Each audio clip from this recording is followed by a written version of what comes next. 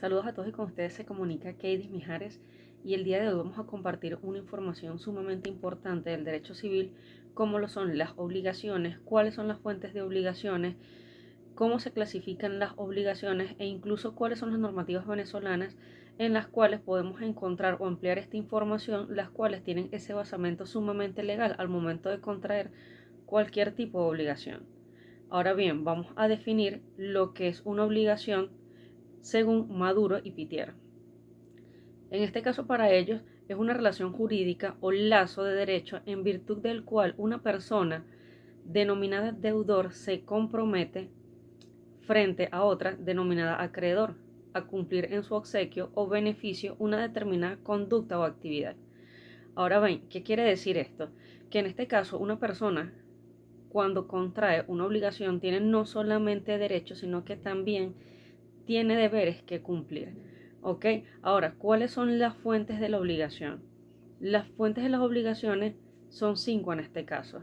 Tenemos la primera, que es el contrato.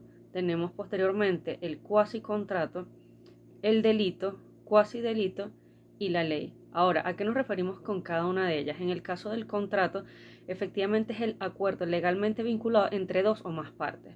¿Ok? En este caso, cuando una persona suscribe un contrato, los mismos tienen obligaciones y deberes que se encuentran reflejadas en el mismo. Por ejemplo, si en este caso se realiza la compraventa de un inmueble, este contrato va a reflejar tanto cuál va a ser el objeto de la misma y de igual forma cuál va a ser el valor de este inmueble por el cual se ha suscrito el contrato. Ahora bien, los cuasi contratos son los hechos puramente voluntarios del hombre, los cuales resulta de un compromiso por un tercero. Ok, por ejemplo, si en este caso usted tiene un perro y este perro muerde a otra persona, de alguna u otra manera está en la obligación de responder por los daños que haya ocasionado. De igual forma, si en este caso usted paga la deuda de un tercero, usted también puede exigirle a este tercero posteriormente que le pague el monto que usted en este caso canceló a esa otra persona. En el caso del delito es el hecho por el cual una persona, por dolo, es decir, por engaño, fraude o simulación o malignidad, causa algún perjuicio o daño a otra. Por ejemplo, cuando una persona, en este caso, roba a otra persona, está cometiendo un delito, es decir, está causando un daño a esta otra persona, la cual está siendo afectada. De igual forma, cuando usted viene y le ofrece un producto a una persona que en este caso no es de una buena calidad, sin embargo, aún así usted le hace creer que lo que está comprando es el mejor producto, usted está cometiendo un dolo allí, es decir, usted está utilizando el engaño a sabiendas de que ese producto o ese servicio que usted está entregando no es el correcto. Luego tenemos el cuasi delito, que en este caso es el hecho en el cual una persona sin malignidad, sino por una imprudencia, causa un daño. Por ejemplo, si en este caso hubo algún tipo de accidente de tránsito en el cual la persona sale afectada, puede haber en este caso un cuasi delito. No lo hizo con la intención de, sin embargo, se está causando un daño a esta persona. De igual forma, si usted deja un objeto que de alguna manera interrumpe el paso de un transeúnte y esta persona llega a tener algún tipo de accidente, de igual forma, indirectamente usted está causando un daño, por lo cual es un cuasi delito y de igual forma está en la obligación de poder responder. Luego tenemos la ley, que se originan directamente de una norma jurídica, sin que haya un acuerdo voluntario. Por ejemplo, el pago de impuestos no es algo que, está establecido, es que entre las partes vamos a llegar a un acuerdo y se van a pagar una serie de impuestos. No, en este caso ya la ley establece que de acuerdo incluso a su facturación usted tiene que pagar una serie de impuestos al Estado. De igual forma, la alimentación de los hijos. No hay un contrato entre un padre y un hijo donde diga, sí, debo cumplir con la alimentación de mi hijo. Sin embargo, el padre sí está obligado a cumplir con la alimentación del mismo, de igual forma con la educación del niño. ¿Ok? Ahora tenemos lo que son la capacidad de las partes, objeto y causa de la obligación y causa del contrato. Ahora, nos preguntaremos, ¿quiénes realmente tienen la capacidad de poder contraer alguna obligación?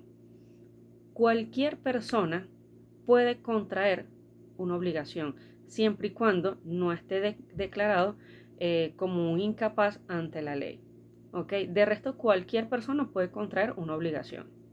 Ahora, tenemos lo que son la causa de la obligación, la causa del contrato y el objeto de la obligación. Ahora, voy a comenzar por el objeto de la obligación. Cuando hablamos del objeto de la obligación es aquello que se da, que se hace o no se hace en cumplimiento del contrato.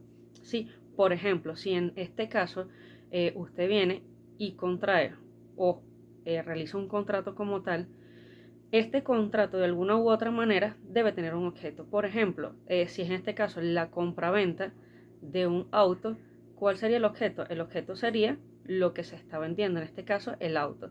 De igual forma, aplica, por ejemplo, si usted va a comprar a una farmacéutica una serie de medicamentos, el objeto principal de este es el medicamento. De igual forma tenemos otro ejemplo. Por ejemplo, cuando usted lleva a un carro por ejemplo, a un concesionario o lo lleva a un taller mecánico, pueden incluso suscribir algún tipo de contrato en el cual se establezca que el objeto de este contrato es el carro reparado. Ahora, tenemos también lo que es la causa del contrato y la causa de la obligación. ¿Cuál será la diferencia entre una y otra? Cuando hablamos de la causa del contrato, es la razón específica por la cual las partes celebran un contrato en particular. Por ejemplo, al comprar o al firmar un acuerdo con una farmacéutica para la adquisición de unos medicamentos porque sencillamente quiero distribuirlos o donarlos. Ahora tenemos la causa de la obligación, que es la razón por la cual asume su obligación el contratante.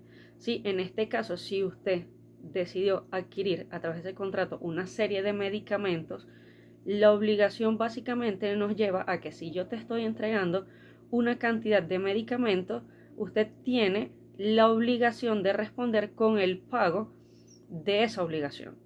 ¿Ok? Lo mismo aplica en el caso de que si usted vende un vehículo, o que a usted le entregan el vehículo, usted tiene la obligación de pagar la cantidad acordada de acuerdo a ese contrato por la compra de ese vehículo. ¿Ok? Dentro, en este caso de los contratos, pueden surgir una serie de vicios, pero de igual forma también tenemos lo que es el consentimiento. Cuando hablamos del consentimiento, nos referimos a la manifestación libre y voluntaria de una persona para vincularse jurídicamente. Es sumamente importante que se comprenda este punto, porque para que exista un contrato debe haber la voluntad de manera individual y posteriormente la voluntad de las partes para suscribir ese acuerdo. ¿Ok? ¿Qué pasa? Que cuando al momento que se suscribe un acuerdo se puede presentar una serie de vicios o los vicios del consentimiento. ¿Cuáles pueden ser algunos vicios del consentimiento? Puede ser la violencia, es decir, la fuerza física o moral, la intimidación, es decir, que la persona haya firmado algún contrato o acuerdo bajo amenaza. De igual forma está el dolo, es decir, el engaño intencional para poder suscribir el acuerdo. ¿Ok? Luego tenemos el error, es decir, por ejemplo, cuando en este caso una persona decide suscribir un acuerdo por una compra-venta de una casa y resulta que cuando al momento de suscribir la casa, él considera que la casa que está comprando era la casa que él quería. Ahora, resulta que cuando la persona, una vez que firma el acuerdo o firma el contrato de compra-venta, se da cuenta que esta casa tiene filtraciones, que no están en las condiciones que la persona deseaba. Entonces, de alguna u otra manera, ocurren ciertos vicios, en este caso por error, en los vicios del consentimiento de ese contrato. ¿Cuáles son, digamos, las consecuencias de los vicios del consentimiento? Cuando hay vicios de consentimiento en el contrato, puede ser un motivo de nulidad de contrato. Entonces hay que estar muy al pendiente de cuando el momento que suscribimos un contrato que no hayan vicios de ningún tipo, ya sea que usted sepa, usted sea el acreedor o incluso sea en este caso el comprador. Ahora, ¿cuáles son las clasificaciones de las obligaciones? Existen una variedad o diversidad de clasificaciones de las obligaciones. Podemos mencionar algunas de ellas. Dentro de estas tenemos que las obligaciones se pueden dar según el contenido de la prestación. Dentro de este contexto tenemos la obligación de dar, la obligación de hacer y la obligación de no hacer. Cuando hablamos en este caso de la obligación de dar, podemos referirnos a básicamente entregar el objeto o cosa con el cual se ha comprometido. Es decir, si usted se comprometió o tiene la obligación, en este caso de dar un vehículo, una casa, u otro objeto, usted tiene la obligación, ya que suscribió un acuerdo de esto, de entregar ese objeto o esa cosa con la que se ha comprometido.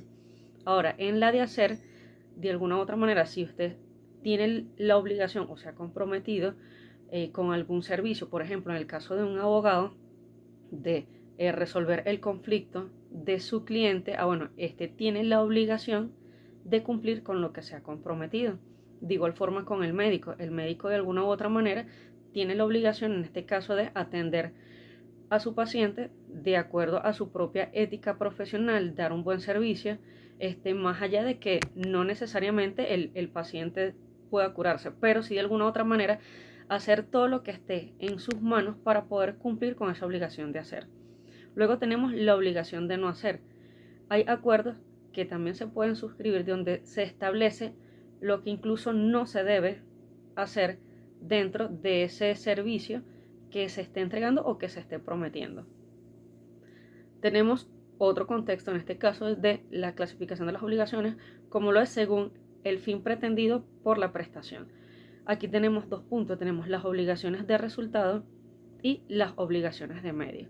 Cuando hablamos de obligación de resultado es cuando en este caso se ha acordado previamente mediante un contrato que se va a manejar por resultados, es decir, no se cumple la obligación hasta que no se haya entregado el resultado final. Por ejemplo, en este caso, una obra, de una obra de construcción de un edificio o de una casa, realmente cesa o se cumple este contrato una vez que se ha culminado la obra.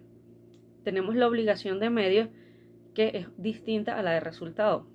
Coloco nuevamente el ejemplo del médico o del abogado. Usted contrata a un abogado para la resolución de conflictos, ciertamente desde la propia ética del abogado, él va a realizar cada una de las actuaciones de acuerdo a su experiencia, de acuerdo a su conocimiento, lo que sea necesario para poder resolver el conflicto.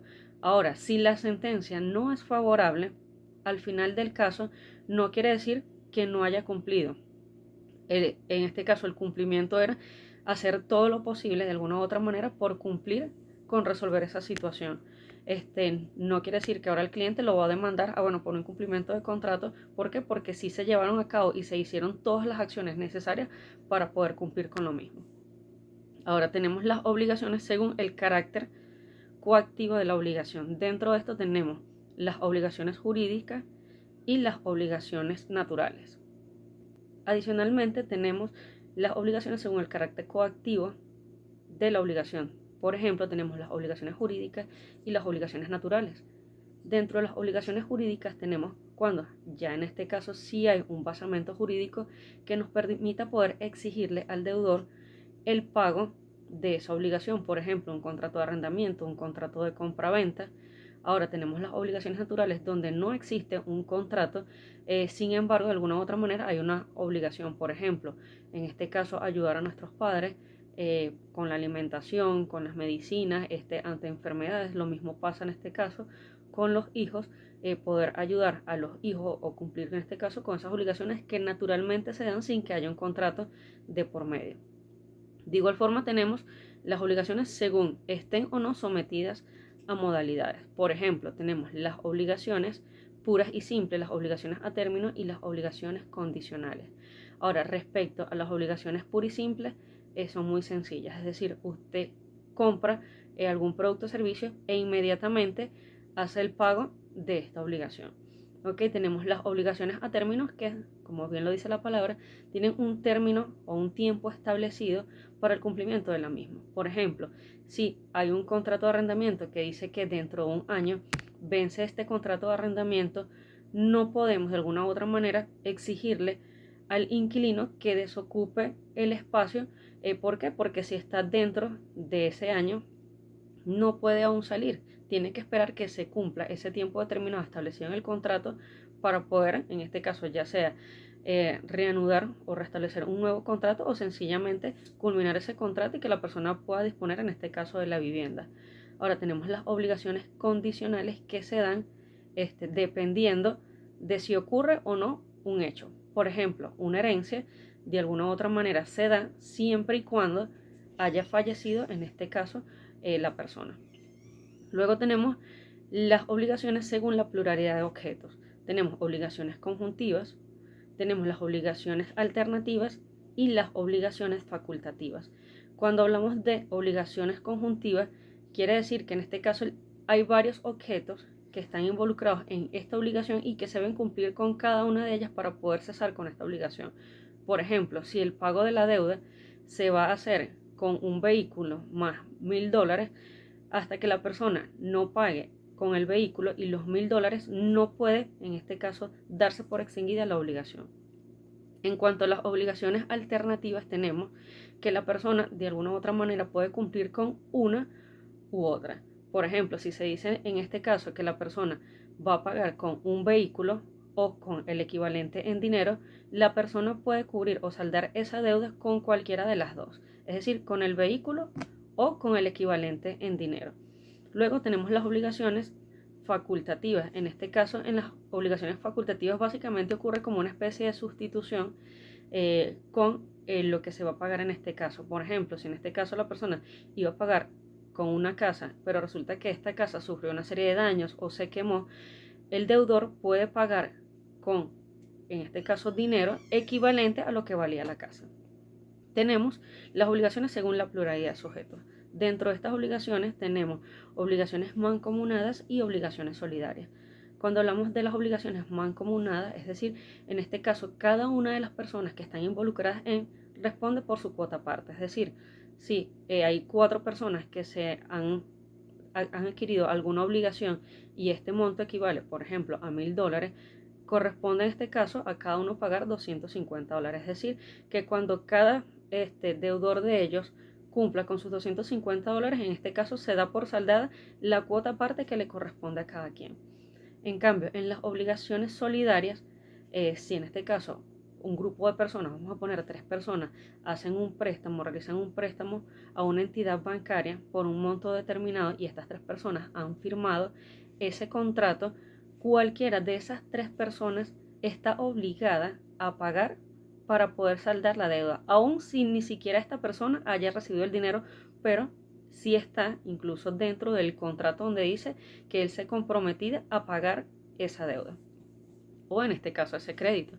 Tenemos las obligaciones según la divisibilidad del objeto. Tenemos las obligaciones divisibles y las obligaciones indivisibles. En este caso, en las obligaciones divisibles, como bien lo dice la palabra, podemos de alguna u otra manera dividir el pago, en este caso de la obligación. Por ejemplo, si usted ha asumido una deuda por $10,000, se puede llegar a un acuerdo donde se pueda ir pagando por partes, ya sean en 10 meses, se va pagando un monto de $1000 mensual, o cualquier otro acuerdo que se establezca entre las partes. Ahora, en las obligaciones indivisibles, porque esta obligación no podemos dividirla. Por ejemplo, si usted va a pagar con un caballo, va a pagar con un vehículo, va a pagar con una casa, no podemos en este caso fraccionar o dividir la casa, el vehículo o incluso el caballo, sino que la obligación se extingue cuando se hace el pago con el objeto con el cual se ha comprometido. Tenemos las obligaciones según la fuente donde se origina la obligación. Dentro de esto tenemos las obligaciones contractuales y las obligaciones extracontractuales. En cuanto a las obligaciones contractuales, son aquellas que de alguna manera se han generado por medio de un contrato. Y en las extracontractuales, donde no ha habido un contrato de por medio, sin embargo, la persona de alguna u otra manera está obligada a cumplir con esa obligación. Ahora, todo esto que hemos visto durante toda esta ponencia, podemos encontrarlos en nuestro Código Civil venezolano desde el artículo 1197 hasta el artículo 1210 en cuanto a lo que refiere a las obligaciones condicionales. En lo que refiere a las obligaciones a término, las tenemos del artículo 1211 al 1215. Por su parte, tenemos las obligaciones alternativas, en las cuales podemos encontrarlas desde el artículo 1216 al 1220. De las obligaciones solidarias, podemos encontrarlas desde el artículo 1221 al 1249. Y en el caso de las obligaciones divisibles y las obligaciones indivisibles, podemos encontrarlas en el mismo código desde el artículo 1250 al artículo 1256. Y en las obligaciones, en este caso con cláusulas penales, nos las vamos a encontrar desde el 1257 hasta el 1263. Entonces, bueno, espero que esta información haya sido sumamente valiosa e importante para ustedes y que, bueno, podamos encontrarnos en una próxima oportunidad de manera de compartir un poco de más información que sea sumamente nutritiva para ustedes. Y bueno, denle like a este video y esperando vernos en una próxima oportunidad. Éxitos.